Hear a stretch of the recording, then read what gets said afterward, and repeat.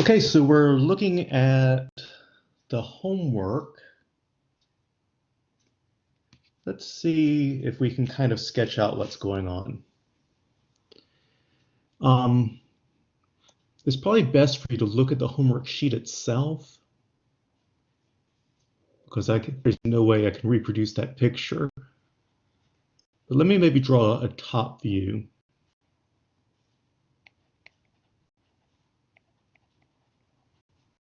So here we should imagine that we're looking at the sphere from the top. So this is x squared plus y squared plus z squared equals 2a squared. So it's a sphere of radius 2a. And if I'm viewing from the top, I'm going to let this be the x-axis and this be the y-axis. And then the z-axis is pointing directly toward us. Now, to begin with, we're only going to be looking at the right half of this with x bigger than 0. So I'm not going to shade anything quite yet. But we're going to be working with x bigger than 0. So that's the part over here. So that's going to be the hemisphere that we're working with. Now, cutting through this sphere is a cylinder. And the cylinder is going to be centered at A. This, of course, was 2A. And it's going to have a radius of A also. So from the top, we're going to see this circle like this. And since it's centered at A on the x-axis, we're going to have x minus a squared plus y squared equals the radius squared, and the radius of the cylinder is a. And then what we're searching for in part 1 is the volume which is inside the hemisphere but outside the circle. So that's going to be the volume above this region. And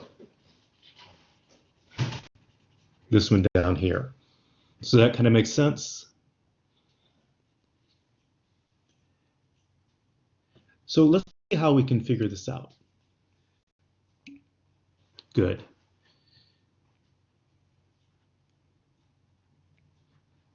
So the volume over some region, let me give this region a name. Let's call this region R. The volume which is going to be underneath the sphere and above the region R is going to be the integral of the equation of the surface, so Z, with respect to A over R. What you need to notice is this gives you the volume under the surface and above the XY plane.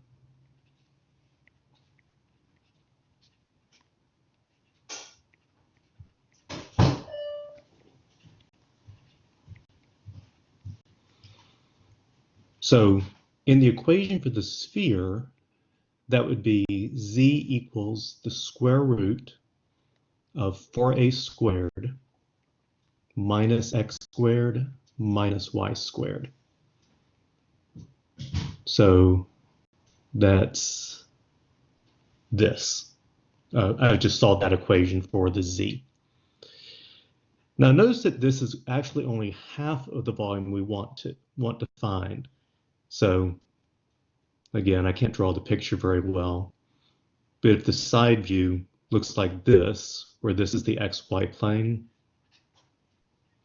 then we'd be finding the volume underneath the top half of the sphere and the XY plane. So if I want to get the part below as well, I can just use symmetry and multiply by 2. So the volume inside the sphere above the x, or both above and below the XY plane, will be twice the integral of Z. So if we substitute in, this is going to be twice the integral over the region R of the square root of 4a squared minus x squared minus y squared dA. And now's when we're going to switch it to polar coordinates. Now, a couple of things are easy to change in polar coordinates. To begin with, the integrand is easy. Remember, in polars, we have x is r cosine theta, y is r sine theta, and we've memorized that dA is r d theta. And since we've done a bunch of these already, we also know that x squared plus y squared is the same as r squared. So we have all of this available to us. Oops, my pen's going crazy. So now let's substitute into the integrand. Inside the integrand, we'll have the square root of 4a squared minus r squared, since x squared plus y squared equals r squared. The dA becomes r dr d theta, and all we've got to worry about is setting up the bounds.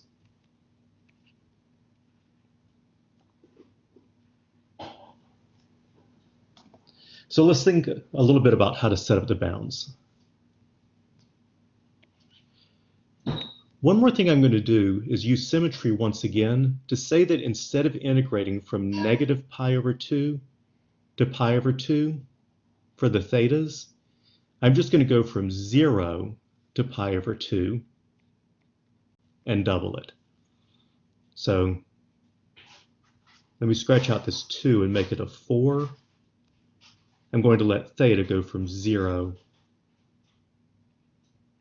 to pi over 2, so that now I'm looking for this region. And let's see what happens with r.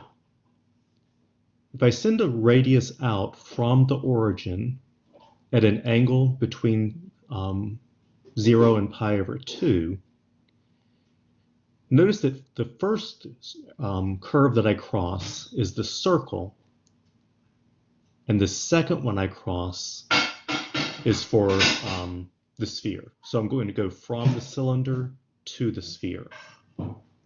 So let me just kind of clean up my picture, and let's see if we can figure out what those two equations are in polar coordinates. So first of all, for the circle, I have x minus a squared plus y squared equals a squared. That's the same as x squared minus 2ax plus a squared plus y squared equals a squared. And I can cancel the a squareds. And rearranging, I have x squared plus y squared. And I can move that negative 2ax to the other side to get positive 2ax.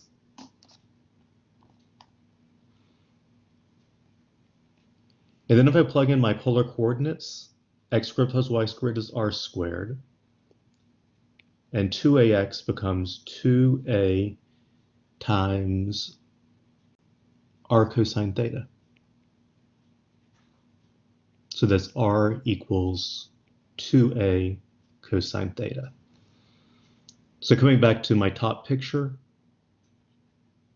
the first place I intersect the region R is on that circle. And we know that in polar coordinates, the equation for the circle is 2a cosine theta. So my lower bound is r equals 2a cosine theta. Now let's see if we can figure out an equation for the outer circle. Now this outer circle is in the xy plane. So it's going to be the intersection of x squared plus y squared plus z squared equals 4a squared in the xy plane. But the xy plane is the same as z equals 0. So that kind of kills this. So it's x squared plus y squared equals 4a squared. And since in polars, x squared plus y squared is r squared, I have r squared equals 4a squared. So r equals 2a. So r equals 2a is my upper bound. And then from here, it's not going to be too difficult. I'm not going to finish it for you, but notice that you can do a u substitution to do the integral with respect to r. So you'll have to let u equal to 4a squared minus r squared, and then make adjustments so that you have a negative 2r dr. So just integrate this part out with respect to r. You are going to end up with some thetas in there after you do that integral, and then you'll just have to do that integral with respect to theta. And it's not a very bad integral. It's something that uses Cal 2, but no half-angle formulas or stuff like that. So how's that feeling for part A, or the first part? Are there any questions about that?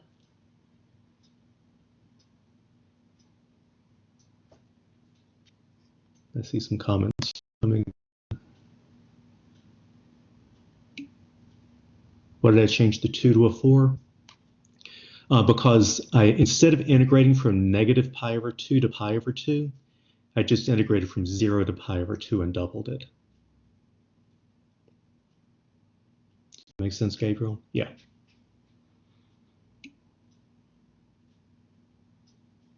Yeah, I saw that you turned it in, Olivia, but I hadn't looked at it yet.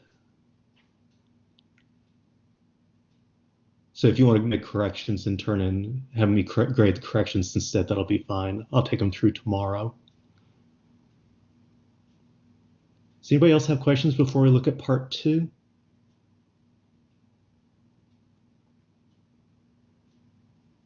Okay, let's look at part 2 then. I'm going to clear this.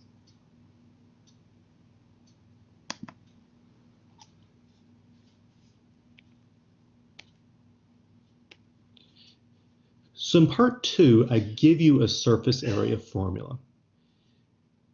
I say that it's the double integral of ds, and the ds I give you is the square root of 1 plus df dx squared plus df dy squared.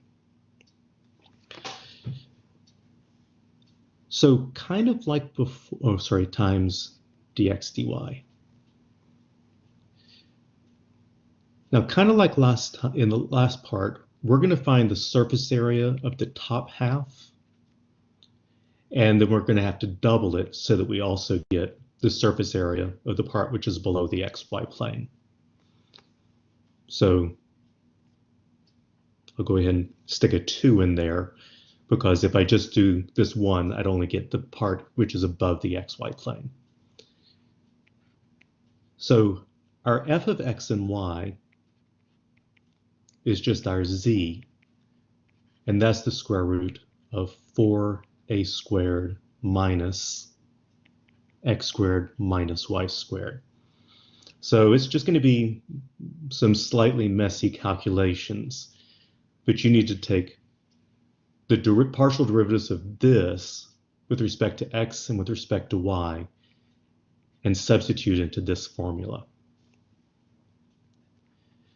It'll look bad for a little bit, but then after you do some algebra and simplify, it turns out fairly nice again. And then when you set up the bounds to integrate over r, your r is going to be exactly the same r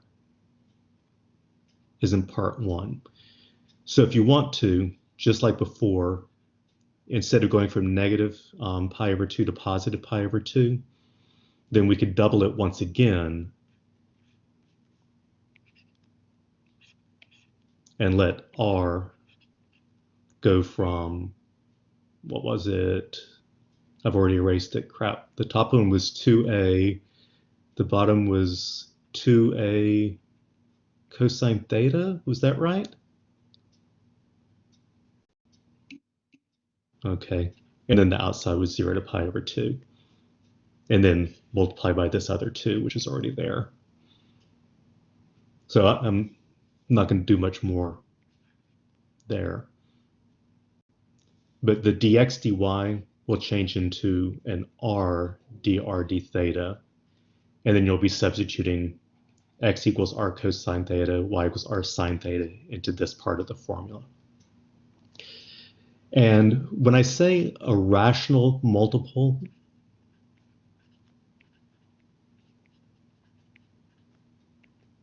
of either a cubed or a squared, then I mean that it's going to be p over q times a cubed, where p and q are integers. So it's not going to be something like 2 pi over 3 a cubed, because 2 pi over 3 is not a rational number. It's going to be more like 16/3 a cubed. So when it says it's going to be a rational multiple of a cubed or a squared, it's going to be just a plain fraction with no pi's involved. So that'll be one of the interesting things you see happen as you do those final steps, is you'll see that all the pi's disappear. They all cancel each other out, and you just end up with a regular rational number with no pi's in it. So I want to say a little bit more about part 2, just theoretically where the formula is coming from, but that's kind of going outside of the homework. This should be enough hint for the homework. You'll feel like you can take it from here to the end? Or do you have a question?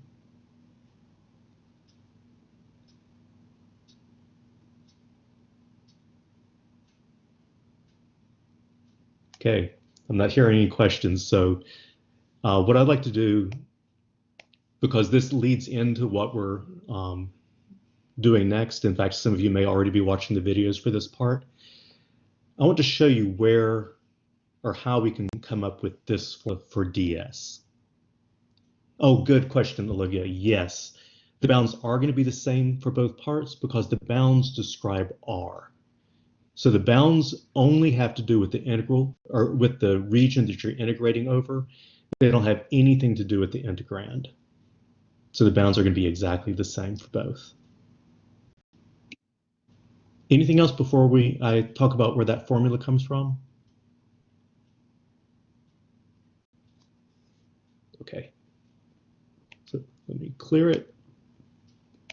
And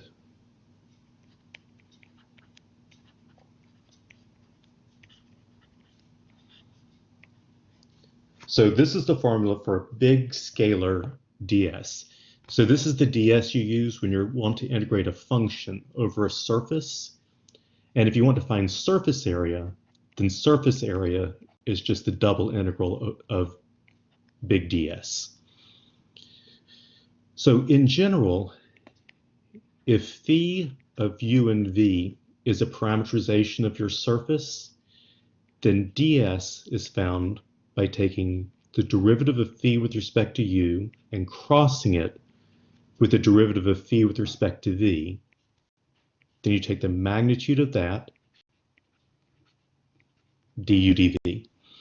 So something that you'll learn later is that there's a vector version of this, and more or less the vector version is the same, except for you don't have the magnitude symbol.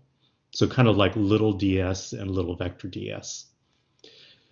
So here, if we have z written as f of x and y, so if we have a graph over the xy plane, then an easy way to parameterize that is to let x equal x, y equal y, and then z will be f of x and y.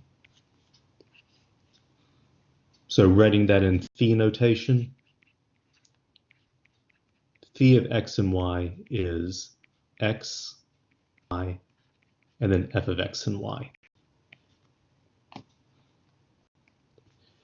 Notice that I'm using x and y instead of u and v, so we'll just have to make adjustments.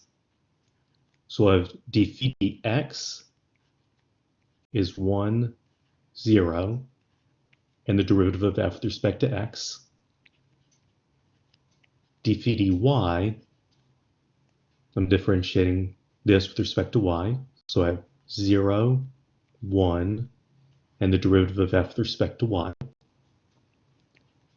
And then I take the cross product, d phi dx crossed with d phi dy, So to do that, I make a 3 by 3 matrix where I put ijk across the top row, and those two vectors is the bottom two rows, and then take the determinant.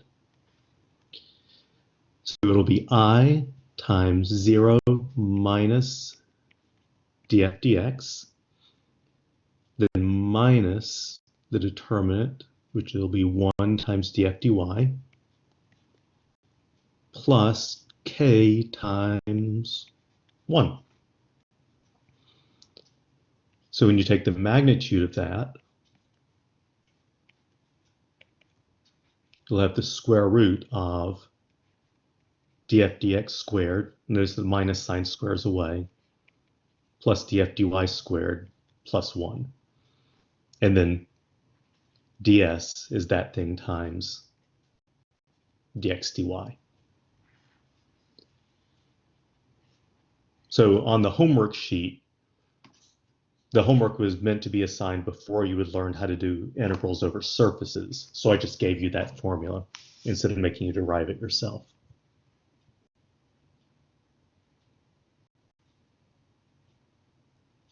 So I think that pretty much covers what you need to know for that, and maybe just a little bit extra. Is there anything else I can help you with before we break?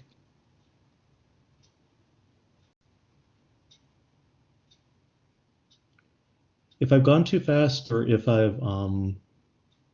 you weren't able to take notes on everything, I am going to download this and post it to that playlist on YouTube. But Blackboard Collaborate's a little bit slow about processing the videos, so it'll probably be an hour or so before that's available for me to download. Sure. What you got, Gabriel?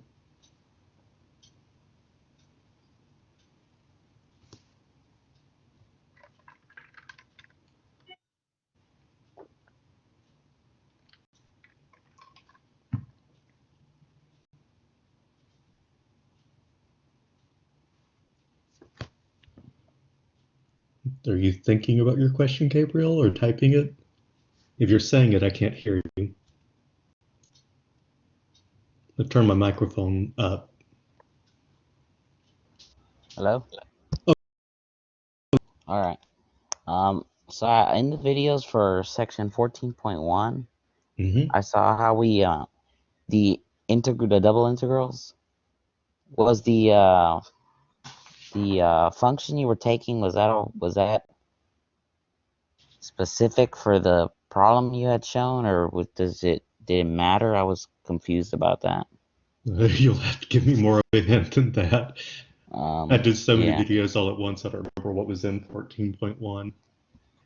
Yeah. I can go to it. Let me see, I think I have it open.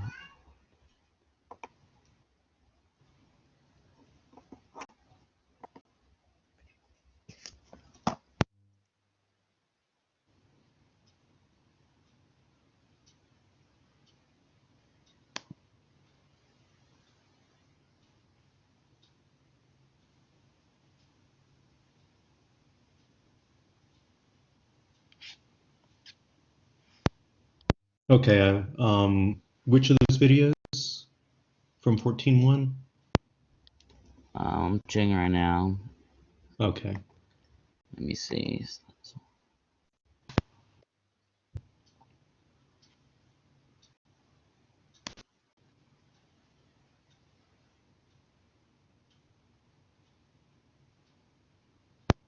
I think it was the 5th one.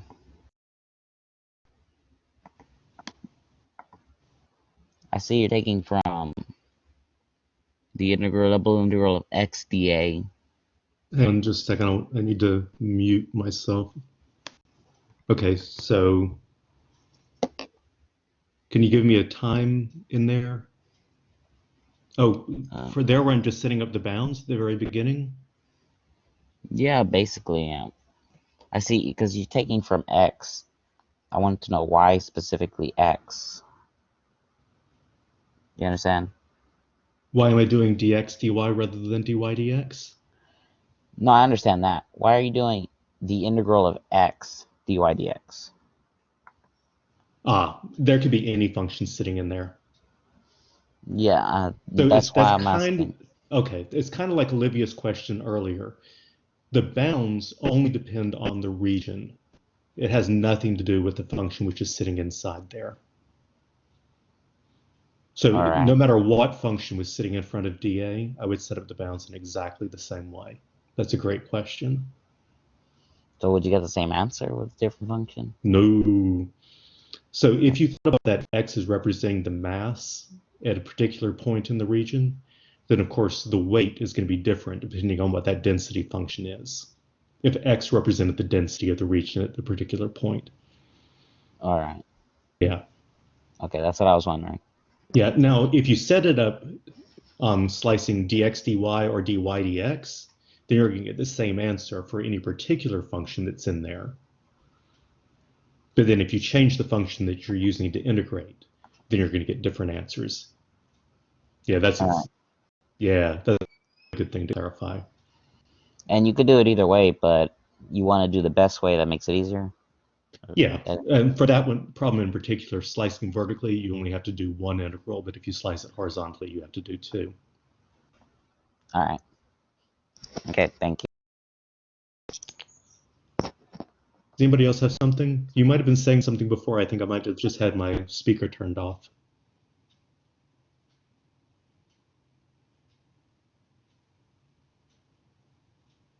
All right. Well, I hope this has been helpful. Like I say, I'm going to stop the recording now